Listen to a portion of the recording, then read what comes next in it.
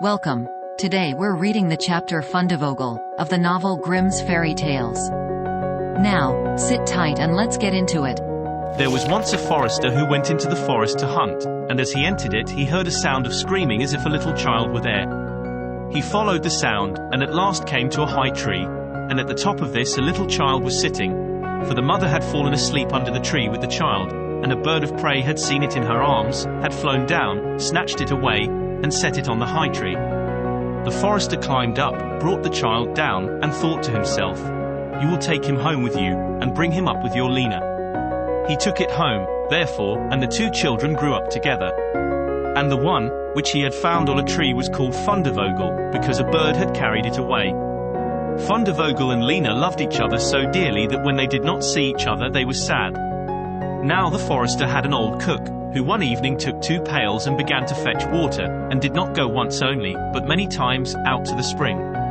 Lena saw this and said, "Listen, old Sanna, why are you fetching so much water? If you will never repeat it to anyone, I will tell you why." So Lena said, no, she would never repeat it to anyone, and then the cook said, "Early tomorrow morning, when the forester is out hunting, I will heat the water, and when it is boiling in the kettle, I will throw in FUNDEVOGEL, and will boil him in it." Early next morning the forester got up and went out hunting, and when he was gone the children were still in bed. Then Lena said to FUNDEVOGEL, "If you will never leave me, I too will never leave you." FUNDEVOGEL said, "Neither now, nor ever will I leave you." Then said Lena, "Then will I tell you.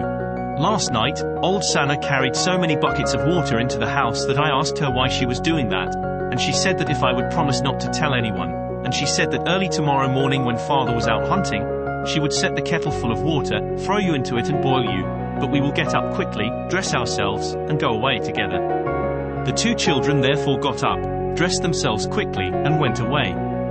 When the water in the kettle was boiling, the cook went into the bedroom to fetch FUNDEVOGEL and throw him into it.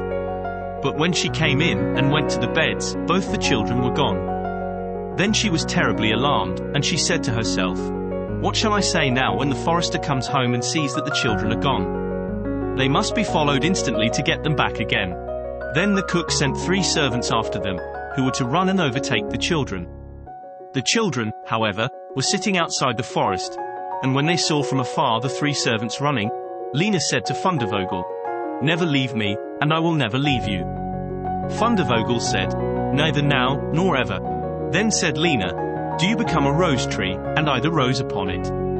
When the 3 servants came to the forest, nothing was there but a rose tree and 1 rose on it, but the children were nowhere. Then said they, "There is nothing to be done here," and they went home and told the cook that they had seen nothing in the forest but a little rose bush with 1 rose on it.